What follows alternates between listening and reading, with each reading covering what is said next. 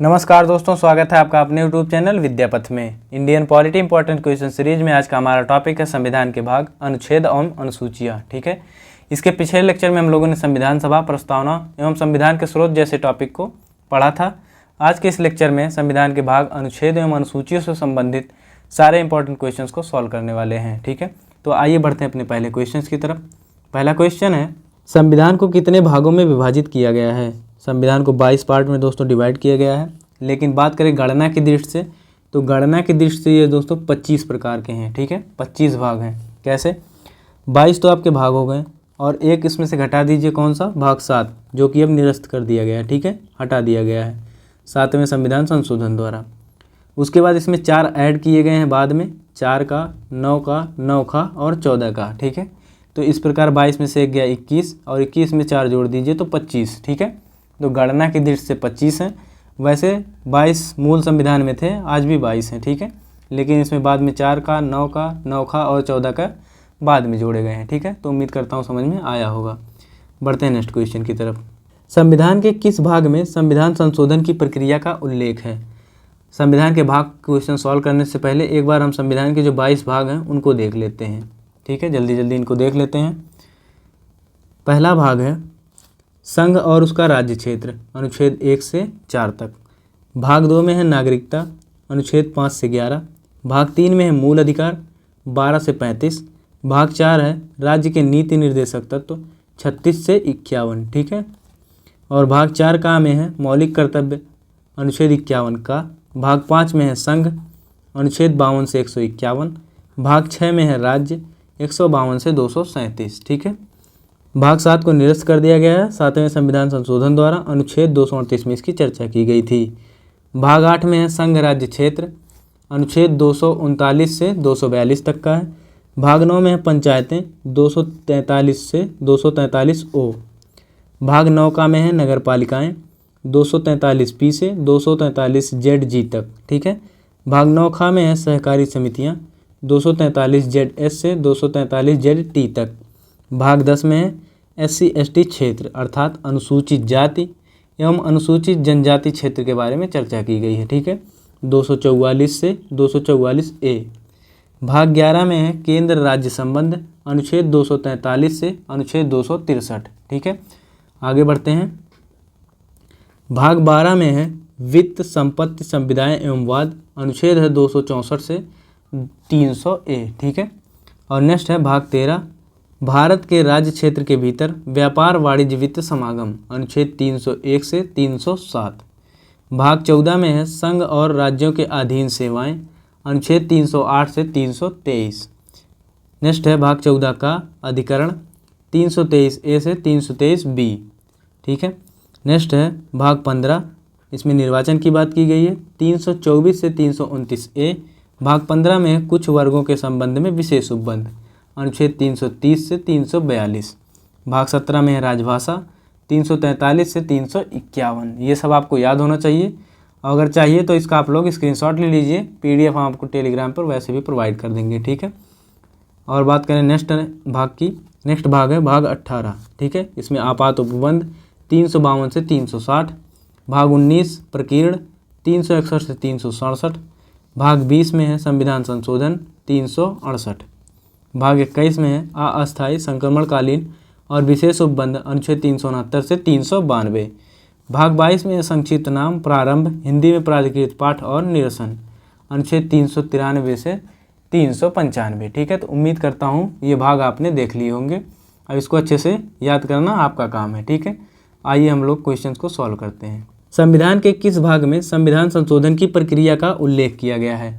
अभी आपने देखा, भाग 3 में है मौलिक अधिकार, भाग 4 में है राज्य के नीति निर्देशक तत्व और भाग 20 में संविधान संशोधन की प्रक्रिया की बात की गई है और अनुच्छेद 368 में संविधान संशोधन की प्रक्रिया की बात की गई है।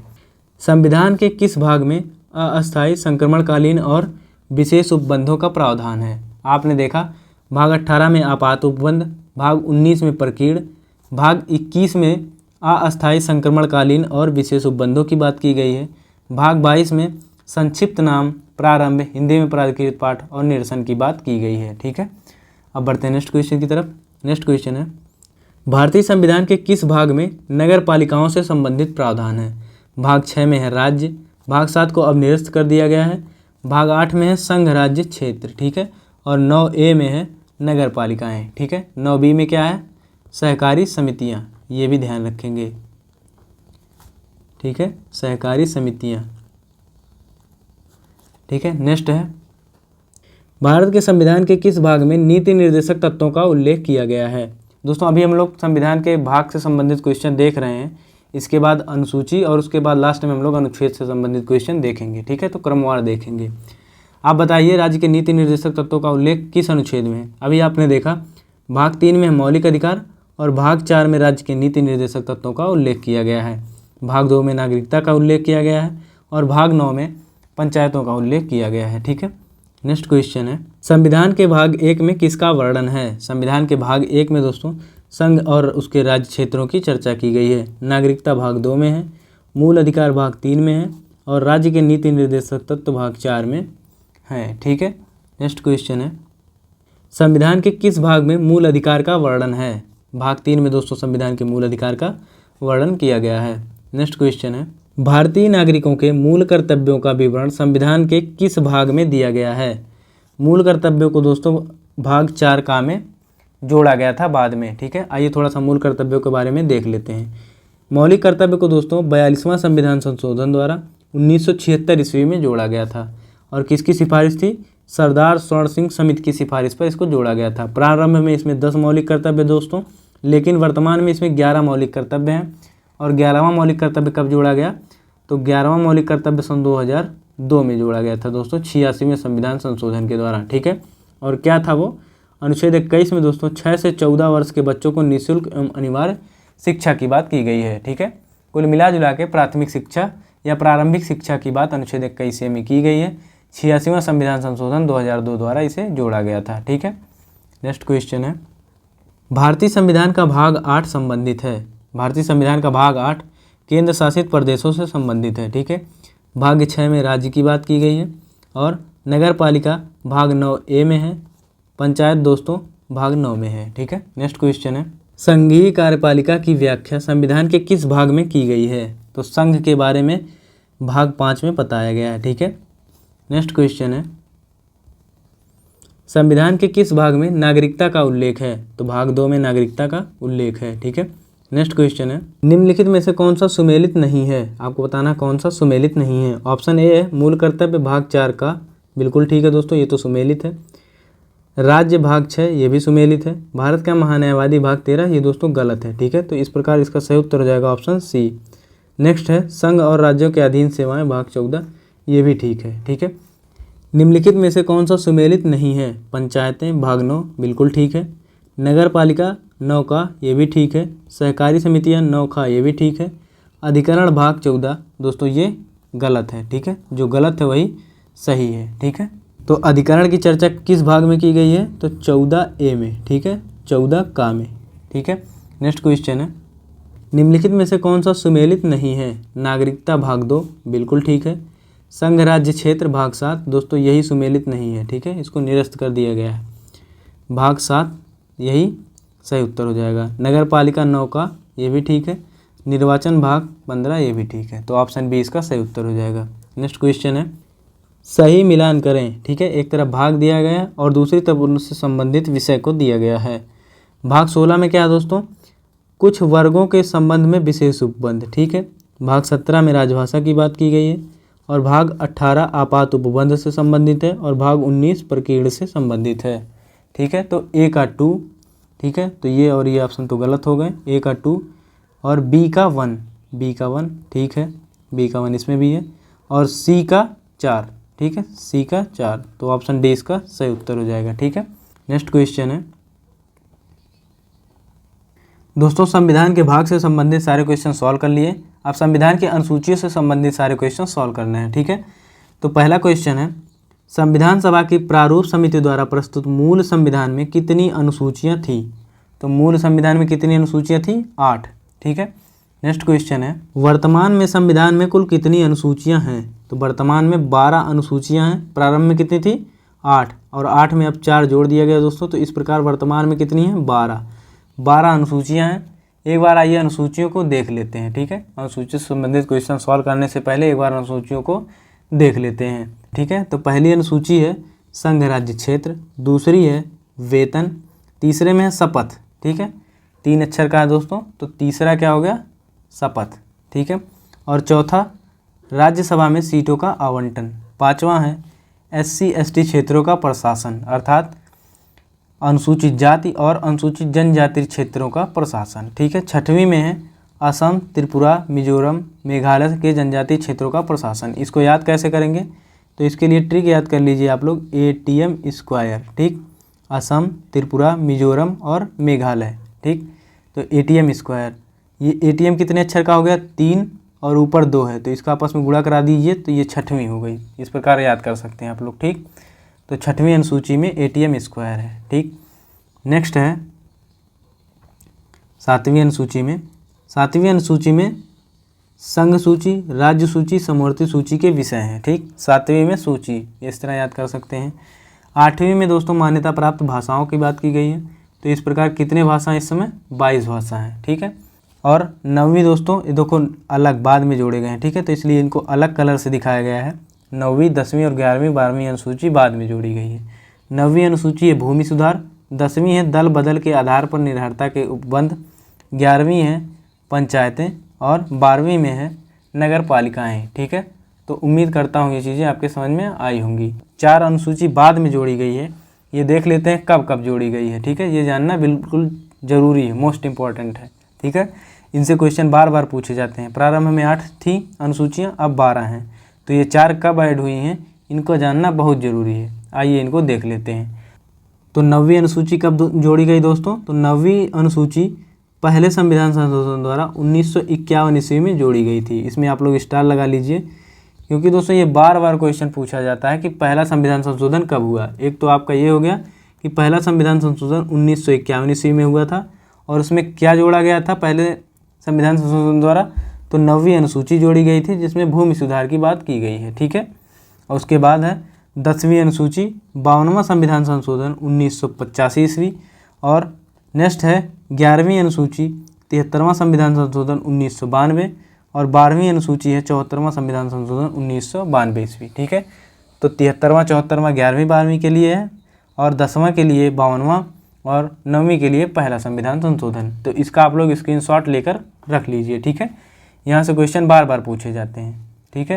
नेक्स्ट क्वेश्चन है किस संविधान संशोधन अधिनियम द्वारा भारतीय संविधान में 9वीं अनुसूची जोड़ी गई। तो पहले संविधान संशोधन द्वारा 9वीं अनुसूची वर्ष 1951 ईस्वी में जोड़ी गई थी, ठीक है।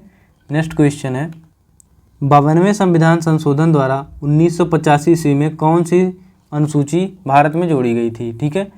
तो कौन सी अनुसूची संविधान में शामिल की गई थी 52वें संविधान संशोधन द्वारा, तो 10वीं जो अनुसूची है ये 1985 ईस्वी में शामिल की गई थी, ठीक है। नेक्स्ट क्वेश्चन है 73वें संविधान संशोधन अधिनियम द्वारा भारतीय संविधान में कौन सी अनुसूची जोड़ी गई। तो 73वें संविधान संशोधन द्वारा 11वीं अनुसूची जोड़ी गई थी, ठीक है। और 9वीं जोड़ी गई थी पहले संविधान संशोधन द्वारा, 10वीं जोड़ी गई थी 52वें संविधान संशोधन द्वारा, और 11वीं जोड़ी गई 73वें संविधान संशोधन द्वारा, और 12वीं जोड़ी गई 74वें संविधान संशोधन द्वारा, ठीक है। तो इस प्रकार ऑप्शन सी इसका सही उत्तर हो जाएगा। नेक्स्ट क्वेश्चन है 74वें संविधान संशोधन अधिनियम द्वारा भारतीय संविधान में कौन सी अनुसूची जोड़ी गई। तो ऑप्शन डी इसका सही उत्तर हो जाएगा 12। नेक्स्ट क्वेश्चन है संविधान की दूसरी अनुसूची का संबंध है, ठीक है। संविधान की दूसरी अनुसूची का संबंध दोस्तों किससे है, वेतन से, ठीक है। 2 नंबर का काम अर्थात वेतन, इस तरह आप लोग याद कर सकते हैं, ठीक है। राज्यसभा में प्रतिनिधित्व किस अनुसूची से संबंधित है, तो चौथी अनुसूची से, ठीक है। चौथा, राज्यसभा का चौथा, याद कर लीजिए इस तरह से, ठीक है। और भाषाओं से संबंधित है तो 8वीं अनुसूची, और शपथ ग्रहण की बात है तो इसमें 3 वर्ड है आपको बताया गया था, तो ये तीसरी अनुसूची से संबंधित है, ठीक है। इस तरह याद कर सकते हैं। नेक्स्ट क्वेश्चन है भारतीय संविधान में शामिल राज्यों एवं संघ शासित क्षेत्रों का उल्लेख भारतीय संविधान की किस अनुसूची में है, ठीक है। तो पहली अनुसूची में दोस्तों राज्यों एवं संघ शासित क्षेत्रों की बात की गई है, ठीक है। दूसरी अनुसूची में वेतन की बात की गई है, और तीसरी अनुसूची में शपथ की बात की गई है, और चौथी में क्या है, राज्यसभा में सीटों का आवंटन, ठीक है। राज्यसभा में सीटों का आवंटन। ठीक है, इस प्रकार याद कर सकते हैं। ठीक है, नेक्स्ट क्वेश्चन है, तीसरी अनुसूची का संबंध है। तीसरी अनुसूची में शपथ की बात की गई है। ठीक है, और राज्यसभा में प्रतिनिधित्व चौथी अनुसूची, भाषाओं से आठवीं, और महत्वपूर्ण पदाधिकारियों के वेतन से संबंधित है तो दूसरी अनुसूची। ठीक है, ये बार बार इसलिए बताया जा रहा है कि आपको चीज़ें याद हो जाए। ठीक है, क्लास में ही। नेक्स्ट क्वेश्चन है, संविधान की किस अनुसूची में प्रत्येक राज्यों तथा संघ राज्य क्षेत्रों के लिए राज्यसभा में सीटों के आवंटन की सूची है? तो अनुसूची 4 में इसकी चर्चा की गई है, राज्यसभा में सीटों के आवंटन से संबंधित। नेक्स्ट क्वेश्चन है, संविधान में 22 भाषाओं को राजभाषा का दर्जा दिया गया है। ठीक है, इन राजभाषाओं का उल्लेख किस अनुसूची में है? ठीक है, तो अनुसूची 8 में इसका उल्लेख किया गया है। ठीक है, और बात करें 7वीं अनुसूची की, तो 7वीं अनुसूची में क्या है? सूची की बात की गई। 7वीं अनुसूची में सूची, ठीक है, जिसमें राज्य सूची, संघ सूची और समवर्ती सूची की बात की गई है। आप लोग बताएंगे कि समवर्ती सूची किस देश से ली गई है? तो ये ऑस्ट्रेलिया से लिया गया है दोस्तों। अभी आपको पिछले लेक्चर में हम लोगों ने बताया था संविधान के स्रोत से संबंधित जो वीडियो आपके अपलोड की गई थी। ठीक है, और अनुसूची 9 में क्या बात की गई है? अनुसूची 9 में भूमि सुधार है। ठीक, अनुसूची 9 में भूमि सुधार है, और अनुसूची 10 में दल बदल विरोधी कानून है। ठीक है, दल बदल विरोधी कानून है। ठीक है, नेक्स्ट क्वेश्चन है, आंध्र प्रदेश से अलग कर एक नए राज्य तेलंगाना का गठन हुआ, इससे भारतीय संविधान की किस सूची में परिवर्तन हुआ है? ठीक है, तो अगर कोई भी राज्य नया बनता है दोस्तों तो अनुसूची 1 में परिवर्तन करना होता है। ठीक है, तो आंध्र प्रदेश से एक नया राज्य तेलंगाना जो गठित हुआ है उससे अनुसूची 1 में परिवर्तन हुआ है। ठीक है, नेक्स्ट क्वेश्चन है, दल बदल के आधार पर निर्वाचित सदस्यों की अयोग्यता संबंधी विवरण संविधान की किस अनुसूची में दिया गया है? ठीक है, तो दल बदल के आधार पर निर्वाचित सदस्यों की अयोग्यता अनुसूची 10 में दी गई है। और 8वीं में क्या है दोस्तों? 8वीं में भाषा संबंधी है, 9वीं है भूमि सुधार से संबंधित। ठीक, और 11वीं किससे संबंधित है? तो 11वीं संबंधित है पंचायतों से। ठीक, पंचायतों से संबंधित है। नेक्स्ट है क्वेश्चन, भारतीय संविधान की 10वीं अनुसूची किससे संबंधित है? अभी आपने देखा कि दल बदल कानून से संबंधित है। ठीक है, संघ की भाषाएं 8वीं अनुसूची। ठीक, जम्मू कश्मीर को विशेष दर्जा, ये 370 में दोस्तों, अनुच्छेद 370 में था। ठीक है, नेक्स्ट क्वेश्चन है, संविधान की 6ठी अनुसूची में इनमें से किस राज्य में लागू नहीं होता है? ठीक है, तो 6वीं अनुसूची में क्या था? आपने देखा था अभी, 6वीं अनुसूची में था ATM स्क्वायर। ठीक, अर्थात असम, त्रिपुरा, ठीक, M फॉर मिजोरम, और स्क्वायर है तो दूसरा M क्या हो जाएगा? मेघालय। ठीक, असम, त्रिपुरा, मिजोरम, मेघालय, ये 4 राज्य हैं। ठीक है, इनमें से कौन नहीं है? मणिपुर। ऑप्शन डी इसका सही उत्तर हो जाएगा। तो याद करने का ट्रिक है। और किस अनुसूची में कैसे याद करेंगे? ATM स्क्वायर वाली ट्रिक कहाँ लगेगी? तो ATM हो गए 3 वर्ड और इसके ऊपर स्क्वायर लगा है तो 3 और 2 इसका आपस में गुणा करा दीजिए। ठीक, तो इस प्रकार ये 6वीं अनुसूची में इसकी चर्चा की गई है, ये भी याद करने का तरीका है। ठीक, नेक्स्ट क्वेश्चन है, संविधान के अनुसूची तथा उससे संबंधित विषय का कौन सा युग्म सुमेलित नहीं है? ठीक है, पहला है 8वीं अनुसूची भाषा, दोस्तों ये बिल्कुल सुमेलित है। दूसरी अनुसूची शपथ एवं प्रतिज्ञान, ये गलत है। ठीक है, शपथ की बात किस अनुसूची में की गई है? तो अनुसूची 3 में शपथ की बात की गई है। चौथी अनुसूची राज्यसभा में सीटों का आवंटन, ये भी सही है। 10वीं अनुसूची दल बदल है तो ये भी ठीक है। ठीक है, तो कौन सुमेलित नहीं है? ऑप्शन बी इसका सही उत्तर हो जाएगा। ठीक है, नेक्स्ट क्वेश्चन है, भारतीय संविधान की किस अनुसूची में पंचायती राज संस्थाओं का प्रावधान है? ठीक है, तो 11वीं अनुसूची में पंचायती राज संस्थाओं का उल्लेख है और 12वीं में नगर पालिका, ये भी नोट करके लिखते रहिए साथ में। कई बार आप लोगों को इसलिए बताया जा रहा ना क्योंकि यहीं पर क्लास में ही याद हो जाए। ठीक है, 9वीं अनुसूची किससे संबंधित है? तो 9वीं भूमि सुधार से संबंधित है।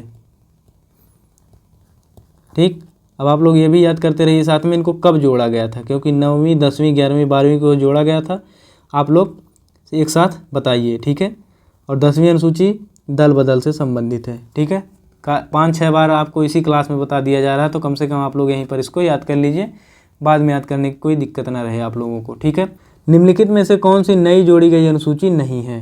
ठीक है, तो आपको बताना कौन सी नई नहीं जोड़ी गई है, 8वीं 9वीं 10वीं और 11वीं। ठीक है, तो जो दोस्तों हमारा मूल संविधान में था उसमें 8 अनुसूची एक साथ जोड़ी गई थी, ठीक है। तो मूल संविधान में 8 अनुसूची थी, तो 8वीं संविधान में नहीं जोड़ी गई है। बाकी जो बचे हैं 9, 10 और 11 ये बाद में ऐड किए गए थे, ठीक है। तो ऑप्शन ए इसका सही उत्तर हो जाएगा। नेक्स्ट क्वेश्चन है, सही मिलान करें। एक तरफ अनुसूचियाँ और दूसरी तरफ उनसे संबंधित विषय। चौथी अनुसूची है तो राज्यसभा से संबंधित है, इनकी सीटों से आवंटन सदस्यों की।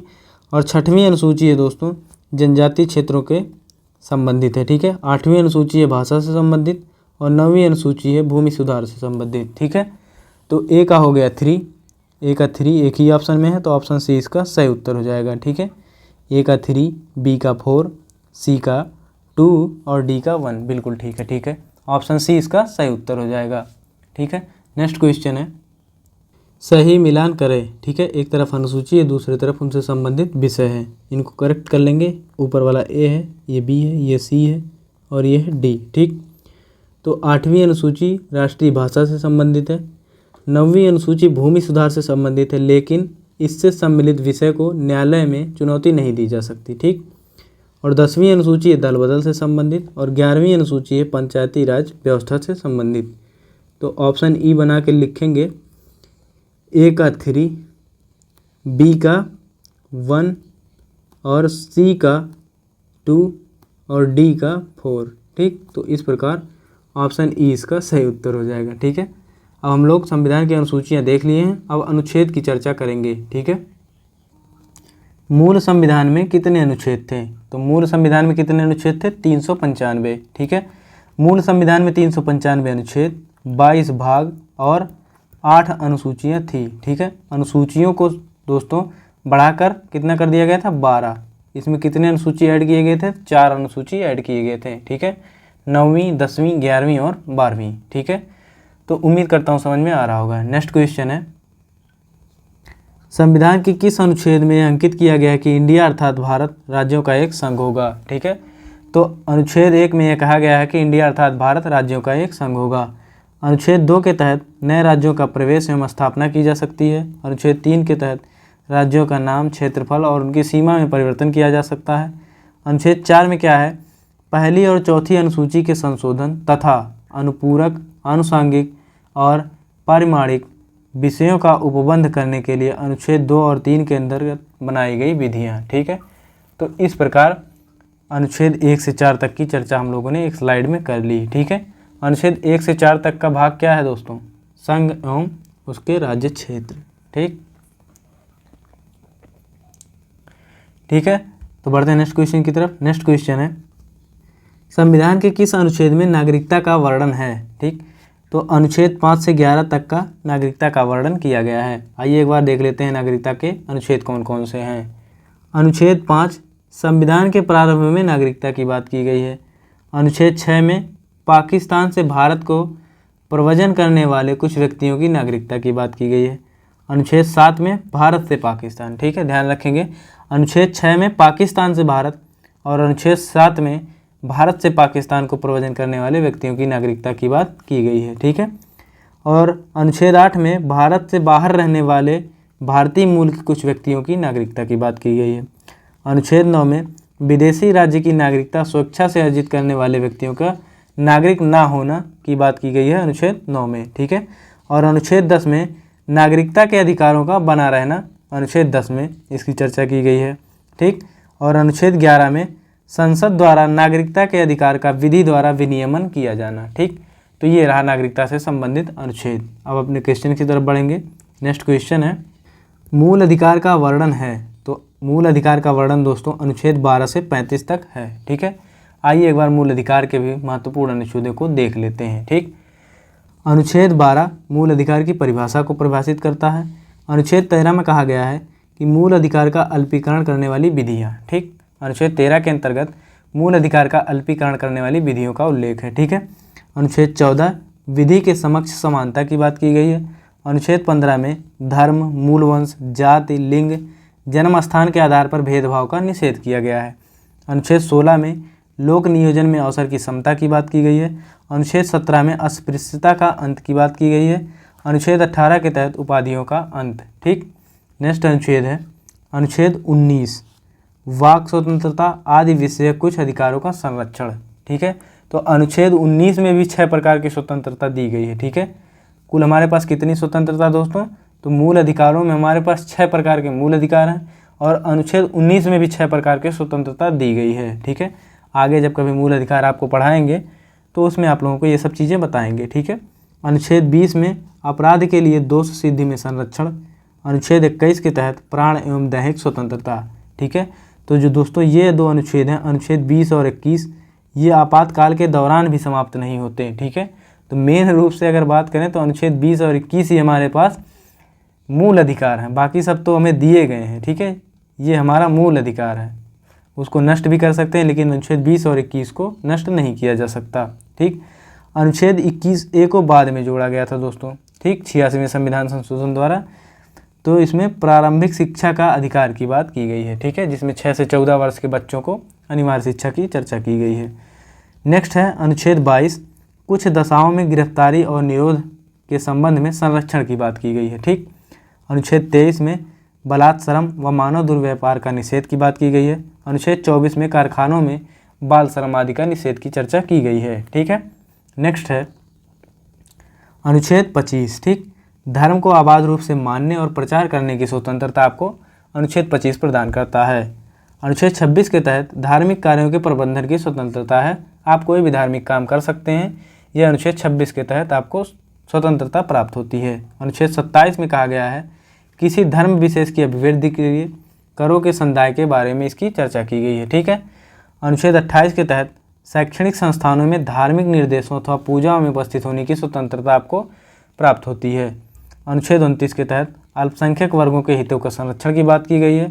अनुच्छेद 30 में अल्पसंख्यकों को शिक्षण संस्थाओं की स्थापना और प्रशासन की अधिकार होगा। ठीक है, अनुच्छेद 31 में संपत्ति के अधिकार की बात की गई है, जिसको अब निरस्त किया गया है 44वें संविधान संशोधन द्वारा। ठीक है, इसको भी ध्यान रखेंगे। ठीक है, नेक्स्ट है अनुच्छेद 32 संवैधानिक उपचारों का अधिकार। ठीक है, तो अनुच्छेद 32 के तहत 5 प्रकार के रिट जारी किए जाते हैं, इनके नेक्स्ट कभी आगे क्लास में चर्चा करेंगे इनकी। ठीक है, अभी इतना बड़ा लेक्चर हो जा रहा है कि टाइम नहीं है। ठीक है, नेक्स्ट है अनुच्छेद 33 इस भाग द्वारा प्रदत्त अधिकारों को बलों आदि को लागू होने में उपातरण करने की संसद की शक्ति। ठीक, नेक्स्ट है अनुच्छेद 34 जब किसी क्षेत्र में सेना विधि लागू हो तब इस भाग द्वारा प्रदत्त अधिकारों पर निर्बंधन। अनुच्छेद 35 में इस भाग के उपबंधों को प्रभावी करने के विधान के बारे में चर्चा की गई है। ठीक है, तो ये रहे मौलिक अधिकार से संबंधित अनुच्छेद। दोस्तों अब बढ़ेंगे हम लोग अपने नेक्स्ट क्वेश्चन की तरफ। किस अनुच्छेद में प्रेस की स्वतंत्रता का उल्लेख है? ठीक है, तो अनुच्छेद 19(1) में प्रेस की स्वतंत्रता की बात की गई है। ठीक है, तो अनुच्छेद 19 के तहत कितने प्रकार की स्वतंत्रता दी गई है? 6 प्रकार की। कौन कौन से आइए देख लेते हैं। अनुच्छेद 19(1) में कहा गया है वाक और अभिव्यक्ति की स्वतंत्रता। अनुच्छेद 19(2) में कहा गया है शांतिपूर्वक सम्मेलन में भाग लेने की स्वतंत्रता। ठीक है, अनुच्छेद 19(3) में संगम या संघ बनाने का अधिकार है। अनुच्छेद 19(4) में भारत के संपूर्ण क्षेत्र में आवास संचरण की स्वतंत्रता आपको दी गई है। ठीक है, और अनुच्छेद 19(5) में भारत के किसी भी क्षेत्र में निवास करने का अधिकार है और 19(6) में व्यवसाय आदि करने की स्वतंत्रता आपको प्रदान की गई है। ठीक है, तो प्रेस की स्वतंत्रता अनुच्छेद 19(1) में है। अनुच्छेद 14 में है समता का अधिकार। ठीक है, जिसमें आपको विधि के समान संरक्षण की बात की गई है। अनुच्छेद 25 में धर्म को मानने और उसका प्रचार करने की बात की गई है। अनुच्छेद 21 प्रारंभिक शिक्षा की बात करता है। ठीक है दोस्तों, बार बार आपको इसलिए बताया जा रहा है कि आपको चीज़ें यहीं याद हो जाएं। ठीक है, आप लोग हो सके अगर आपको टाइम लग रहा हो तो आप लोग इस वीडियो को 1.5 गुना पर करके देखिए। ठीक है, अब बढ़ते हैं नेक्स्ट क्वेश्चन की तरफ। नेक्स्ट क्वेश्चन है संपत्ति का अधिकार संवैधानिक अधिकार है, यह कहाँ पर वर्णित है? ठीक है, तो अनुच्छेद 28 में अभी आपने देखा क्या क्या बात की गई है। अनुच्छेद 28 के तहत दोस्तों शिक्षण संस्थानों में धार्मिक निर्देशों अथवा पूजा में उपस्थित होने की स्वतंत्रता की बात की गई थी। ठीक है, अनुच्छेद 30 में अल्पसंख्यकों को शिक्षण संस्थाओं की स्थापना की बात की गई है। ठीक है, अनुच्छेद 31 में दोस्तों संपत्ति की बात की गई थी, अर्थात संपत्ति के अधिकार की बात की गई, जिसको अब समाप्त कर दिया गया है। ठीक है, और इसको समाप्त किया गया कब? 44वें संविधान संशोधन द्वारा 1978 ईस्वी में। ठीक है, अब दोस्तों इसको हटाकर एक संवैधानिक अधिकार बना दिया गया संपत्ति के अधिकार को, और इसकी चर्चा अनुच्छेद 300A में की गई है। ठीक, तो संपत्ति का जो मूल अधिकार होता था अब वह एक प्रकार का संवैधानिक अधिकार या कानूनी अधिकार है। ठीक, इतनी चीज़ें समझ में आई। अब बढ़ते हैं नेक्स्ट क्वेश्चन की तरफ।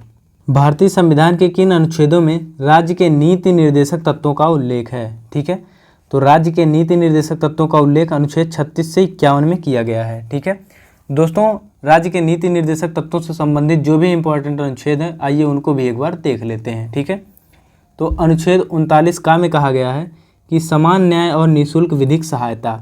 ठीक, अनुच्छेद 40 में ग्राम पंचायत के गठन की बात की गई है और अनुच्छेद 41 में कुछ दशाओं में काम, शिक्षा और लोक सहायता पाने का अधिकार होगा।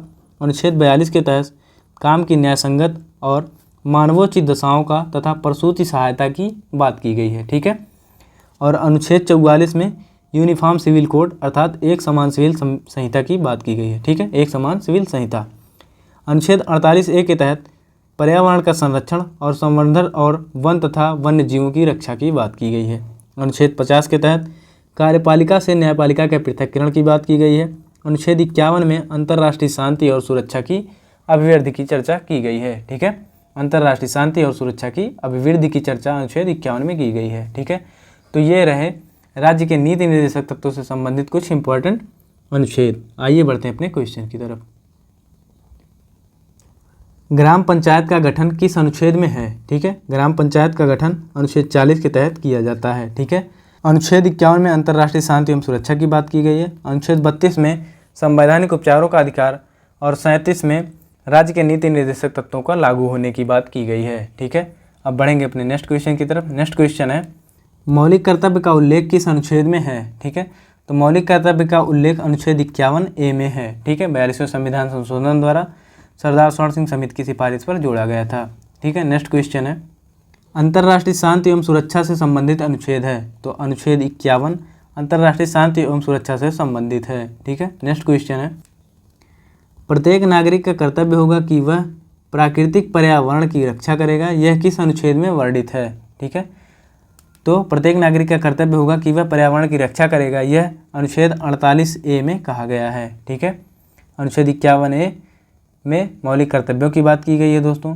अनुच्छेद 56 में राष्ट्रपति के कार्यकाल की बात की गई है। अनुच्छेद 21 में प्राण एवं दैहिक स्वतंत्रता की बात की गई है। ठीक है, नेक्स्ट क्वेश्चन है कौन सा अनुच्छेद समान नागरिक संहिता से संबंधित है? तो अनुच्छेद 44 यूनिफॉर्म सिविल कोड अर्थात समान सिविल संहिता की बात करता है। ठीक है, नेक्स्ट क्वेश्चन है निम्नलिखित में से कौन सा एक सुमेलित नहीं है? कौन सा सुमेलित नहीं है आपको बताना है, बताइए। पहला है अनुच्छेद 39A समान न्याय एवं निःशुल्क विधिक सहायता। दोस्तों ये बिल्कुल ठीक है, करेक्ट है। अनुच्छेद 40 ग्राम पंचायतों का गठन, ये भी ठीक है। अनुच्छेद 44 समान सिविल संहिता, ये भी ठीक है। अनुच्छेद 48 न्यायपालिका का कार्यपालिका से पृथक्करण, दोस्तों ये गलत है। ठीक है, तो न्यायपालिका से कार्यपालिका का पृथक्करण किस अनुच्छेद में है? तो ये अनुच्छेद 50 में है। ठीक है, और अनुच्छेद 48 में क्या है इसको भी देख लीजिए। अनुच्छेद 48 में दोस्तों कहा गया है कि कृषि एवं, ठीक नोट करेंगे, कृषि एवं पशुपालन, कृषि एवं पशुपालन का संगठन। ठीक, कृषि एवं पशुपालन का संगठन की बात की गई है अनुच्छेद 48 में, तो ऑप्शन डी इसका सही उत्तर हो जाएगा। ठीक है, नेक्स्ट क्वेश्चन है भारतीय संविधान में कौन सा अनुच्छेद राष्ट्रपति पद के लिए पुनः निर्वाचन की योग्यताएं निर्धारित करता है? ठीक है, आइए एक बार देख लेते हैं। अनुच्छेद 52 में क्या कहा गया है दोस्तों? अनुच्छेद 52 में भारत के राष्ट्रपति की बात की गई है। ठीक है, भारत की राष्ट्रपति के बारे में चर्चा की गई है। ठीक, और अनुच्छेद 54 में इनके निर्वाचन की बात की गई है। ठीक, और 55 में इनकी निर्वाचन प्रक्रिया की बात की गई है, अर्थात किसके? राष्ट्रपति की। और अनुच्छेद 57 में राष्ट्रपति के पुनः निर्वाचन के लिए योग्यताएं निर्धारित करने की बात की गई है। ठीक है, तो इसका सही उत्तर हो जाएगा ऑप्शन डी, अनुच्छेद 57। ठीक है, आइए दोस्तों राष्ट्रपति से संबंधित कुछ अनुच्छेद हैं उनको देख लेते हैं जो कि हर एग्जाम में पूछे जाते हैं। अनुच्छेद 52 भारत के राष्ट्रपति से संबंधित है। अनुच्छेद 53 संघ की कार्यपालिका शक्ति के बारे में चर्चा करता है। अनुच्छेद 54 राष्ट्रपति के निर्वाचन से संबंधित है। अनुच्छेद 55 राष्ट्रपति के निर्वाचन की प्रक्रिया की बात करता है। अनुच्छेद 56 राष्ट्रपति के पदावधि के बारे में चर्चा करता है। अनुच्छेद 57 पुनः निर्वाचन के लिए पात्रता अर्थात योग्यता का निर्धारण करता है। अनुच्छेद 58 राष्ट्रपति निर्वाचित होने के लिए इनकी क्या क्या अर्हताएं होनी चाहिए या योग्यताएं होनी चाहिए, उसकी बात अनुच्छेद 58 करता है। ठीक है। अनुच्छेद 59 में राष्ट्रपति पद के लिए शर्तों की बात की गई है। ठीक है। नेक्स्ट है अनुच्छेद 60 है राष्ट्रपति द्वारा शपथ, और अनुच्छेद 61 है राष्ट्रपति पर महाभियोग। अनुच्छेद 62 है राष्ट्रपति के पद में रिक्ति को भरने के लिए निर्वाचन करने का समय और आकस्मिक रिक्ति को भरने के लिए निर्वाचित व्यक्ति की पदावधि। और एक दो अनुच्छेद हैं, उनको भी लिख लीजिए। अनुच्छेद 72 है राष्ट्रपति की क्षमादान शक्ति। ठीक है, क्षमादान की शक्ति। और 123 है अध्यादेश जारी करने की शक्ति। ठीक है, अध्यादेश कब जारी होता है, कब नहीं जारी होता है, ये सब राष्ट्रपति के वीडियो में बताया जा चुका है, आप लोग वहाँ से जाकर देख सकते हैं। ठीक है, तो आइए बढ़ते हैं अपने क्वेश्चंस की तरफ।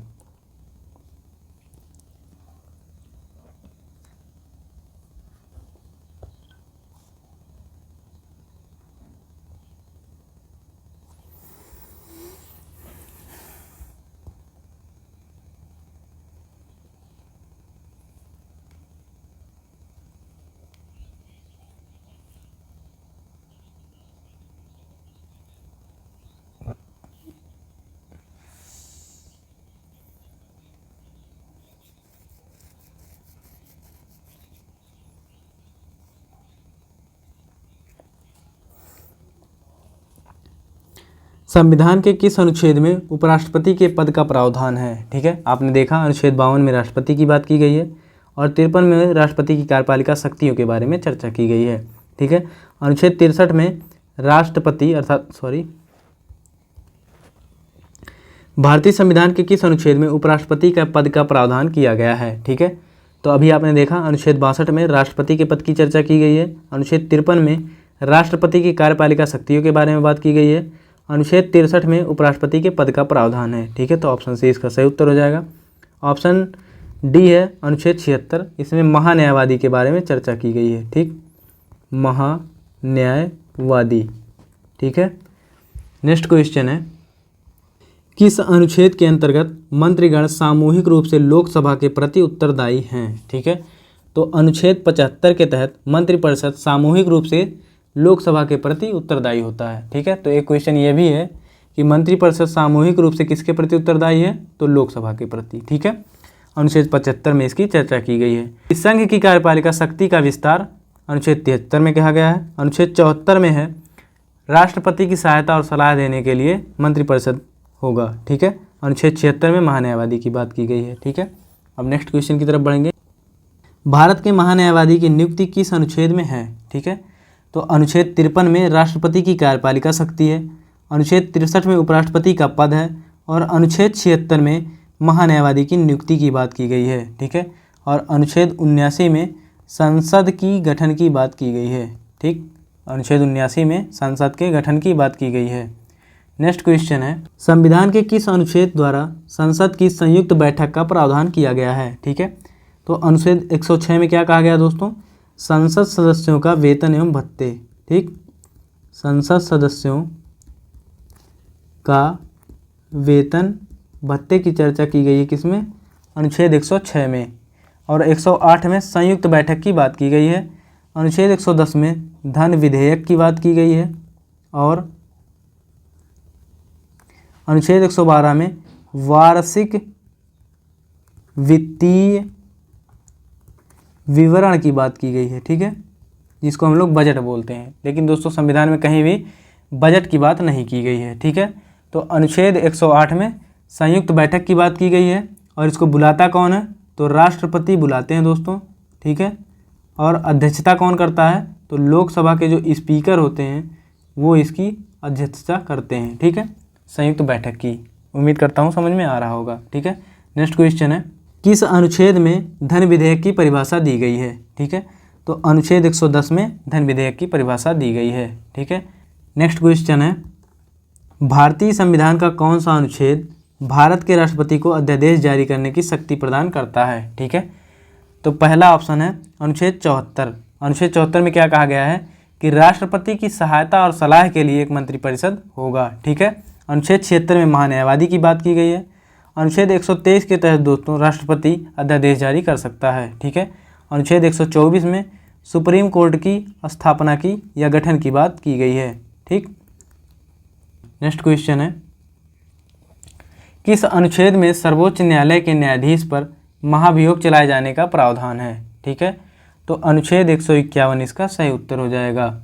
किस अनुच्छेद में सर्वोच्च न्यायालय के न्यायाधीश पर महाभियोग चलाए जाने का प्रावधान है? ठीक है, तो अनुच्छेद 124 इसका सही उत्तर हो जाएगा।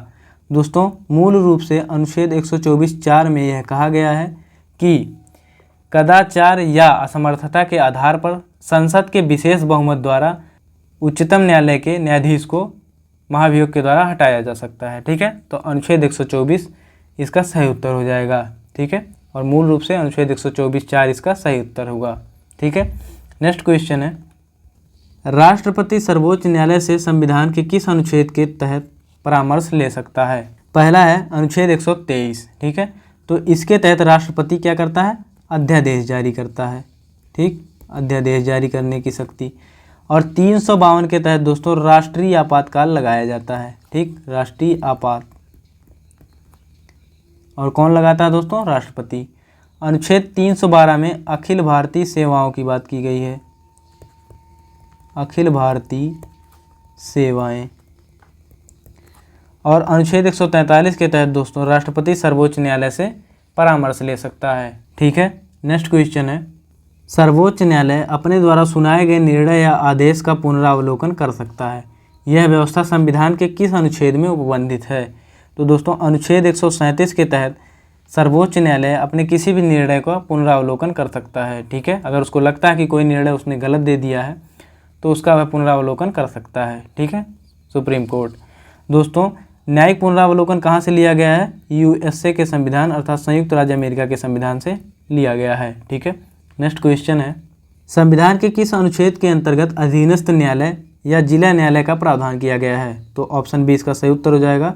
अनुच्छेद 233 के तहत जिला न्यायालय का प्रावधान किया गया है। ठीक है, नेक्स्ट क्वेश्चन है, किस अनुच्छेद के अंतर्गत अवशिष्ट शक्तियाँ केंद्र के पास हैं? ठीक है, तो अनुच्छेद 248 के तहत अवशिष्ट शक्तियाँ जो है केंद्र के पास हैं। दोस्तों, अनुच्छेद 248(1) में कहा गया है कि संसद को उन सभी विषयों पर कानून बनाने का अधिकार है जिनका उल्लेख राज्य व समवर्ती सूची में नहीं है। ठीक है दोस्तों, जो भी विषय राज्य समवर्ती सूची में नहीं होते हैं उन्हें अवशिष्ट विषय बोलते हैं और उन पर कानून बनाने का अधिकार केंद्र सरकार के पास है। ठीक है, इसी को दोस्तों अवशिष्ट शक्तियाँ बोलते हैं और अनुच्छेद 248(1) में इसकी चर्चा की गई है। ठीक है, उम्मीद करता हूँ समझ में आया होगा।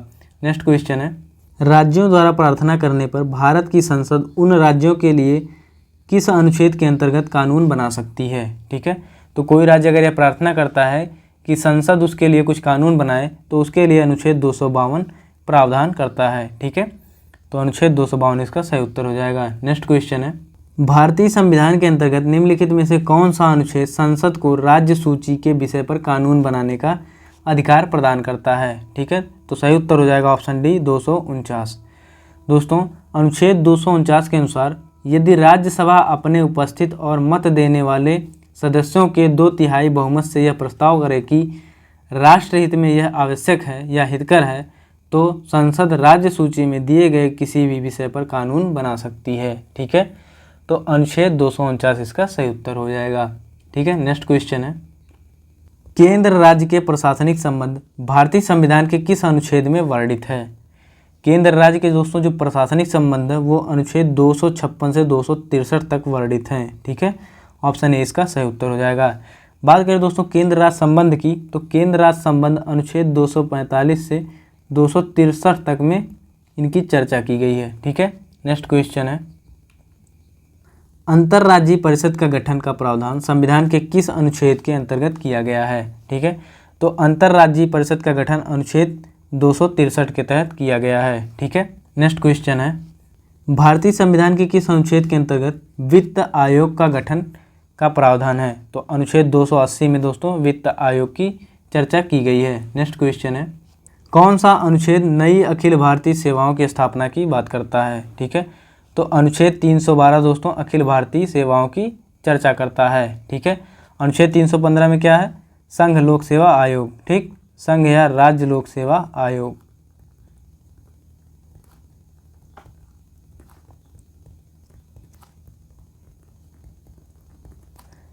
दोस्तों अगर इस लेक्चर की PDF चाहिए आप लोगों को, तो आप लोग टेलीग्राम चैनल से जुड़ जाइए, ठीक है।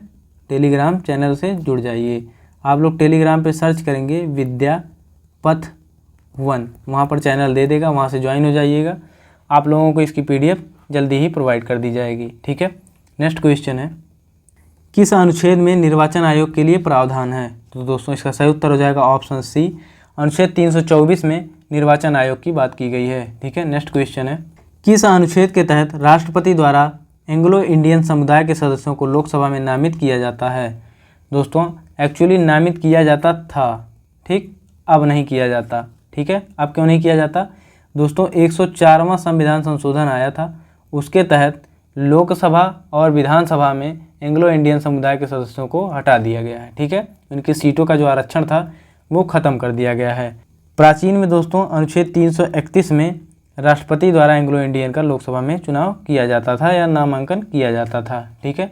नेक्स्ट क्वेश्चन है, SC ST OBC, ठीक, अर्थात अनुसूचित जाति, अनुसूचित जनजाति और अन्य पिछड़ा वर्ग के लिए एक राष्ट्रीय आयोग गठित करने का प्रावधान संविधान के किस अनुच्छेद में है? ठीक है, तो दोस्तों इसका सही उत्तर हो जाएगा ऑप्शन ए, 338 में दोस्तों SC के लिए और 338A में ST के लिए और 338B में OBC के लिए एक आयोग की बात की गई है, ठीक है। तो ऑप्शन ए इसका सही उत्तर हो जाएगा। नेक्स्ट क्वेश्चन है, किस अनुच्छेद के अंतर्गत हिंदी को राजभाषा का दर्जा दिया गया है? तो दोस्तों इसका सही उत्तर हो जाएगा ऑप्शन ए, अनुच्छेद 343 के तहत हिंदी को राजभाषा का दर्जा दिया जाता है। नेक्स्ट क्वेश्चन है, बाह्य अथवा आंतरिक आक्रमण के कारण राष्ट्रपति द्वारा राष्ट्रीय आपातकाल की घोषणा किस अनुच्छेद के तहत कर सकते हैं? ठीक है, तो राष्ट्रपति अनुच्छेद 352 के तहत राष्ट्रीय आपातकाल, ठीक, राष्ट्रीय आपात, और 356 के तहत राष्ट्रपति शासन, ठीक, राष्ट्रपति शासन या राज्य आपात, अनुच्छेद 360 के तहत वित्तीय आपात लगा सकते हैं, ठीक है, और अनुच्छेद 368 के तहत संविधान संशोधन की बात की गई है, ठीक है। तो इसका सही उत्तर हो जाएगा राष्ट्रीय आपातकाल के लिए अनुच्छेद 352, ठीक है। नेक्स्ट क्वेश्चन है, संविधान में मंत्रिमंडल शब्द एक बार प्रयोग हुआ है, ठीक है, तो अनुच्छेद दोस्तों 352 में मंत्रिमंडल का एक बार प्रयोग हुआ है, ठीक है। दोस्तों देखेंगे अनुच्छेद 352(3) के अनुसार राष्ट्रपति आपातकाल की घोषणा तभी करेगा जब मंत्रिमंडल उसे लिखित रूप से दे, ठीक है। तो मंत्रिमंडल का एक बार प्रयोग हुआ है, वो भी 352(3) के तहत, ठीक, 352(3) के तहत दोस्तों मंत्रिमंडल शब्द का प्रयोग हुआ है। तो ऑप्शन ए इसका सही उत्तर हो जाएगा। नेक्स्ट क्वेश्चन है, किस अनुच्छेद के तहत संसद संविधान में संशोधन कर सकती है? दोस्तों इसका सही उत्तर हो जाएगा ऑप्शन सी, अनुच्छेद 368। अनुच्छेद 368 के तहत संसद संविधान में संशोधन करती है। इसमें दो प्रकार का संशोधन की बात की गई है। एक है दोस्तों विशेष बहुमत द्वारा, ठीक, विशेष बहुमत से, और दूसरा है विशेष बहुमत प्लस आधे से अधिक राज्यों का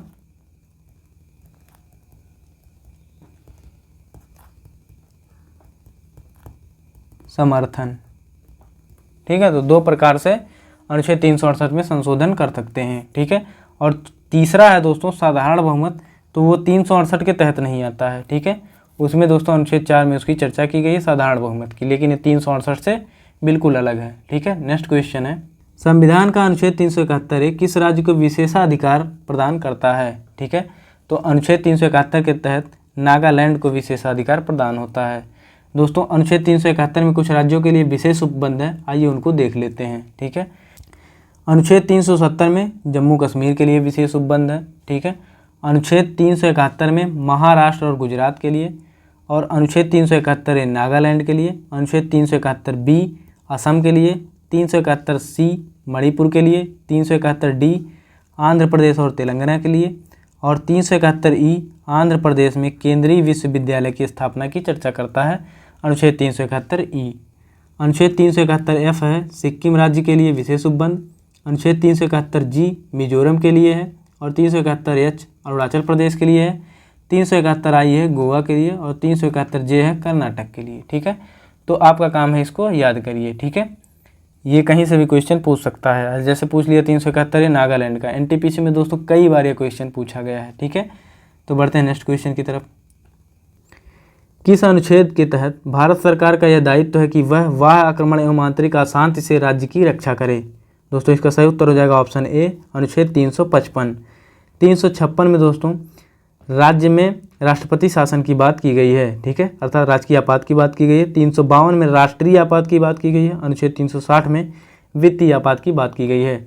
बात करें दोस्तों आंतरिक अशांति की, तो इस शब्द को हटा दिया गया है 44वें संविधान संशोधन द्वारा, इसको हटा दिया गया।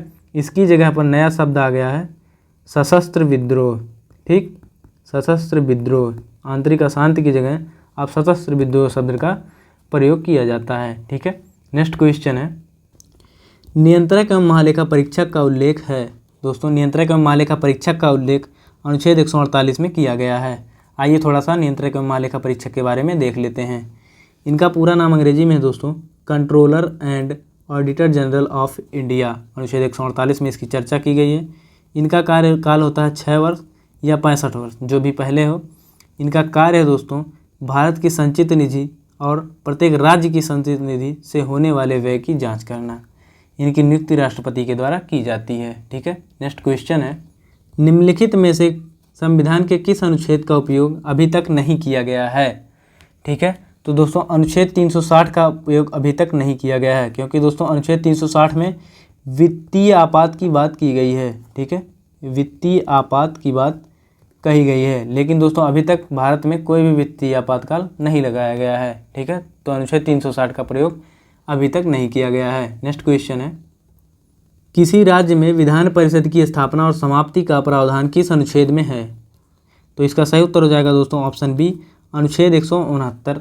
ठीक है, तो अनुच्छेद 169 में दोस्तों विधान परिषद की स्थापना की बात की गई है। नेक्स्ट क्वेश्चन है भारत के संविधान का कौन सा अनुच्छेद व्यवस्था देता है कि राष्ट्रपति अपने पद की शक्तियों का प्रयोग करने के लिए भारत के किसी भी न्यायालय के प्रति जवाबदेह नहीं होंगे? ठीक है, दोस्तों इसका सही उत्तर हो जाएगा ऑप्शन सी, अनुच्छेद 361। दोस्तों अनुच्छेद 361 के तहत केवल राष्ट्रपति ही नहीं बल्कि राज्यपाल के लिए भी यह प्रावधान है कि वह अपने शक्तियों को प्रयोग करने के लिए भारत के किसी भी न्यायालय के प्रति जवाबदेह नहीं होंगे।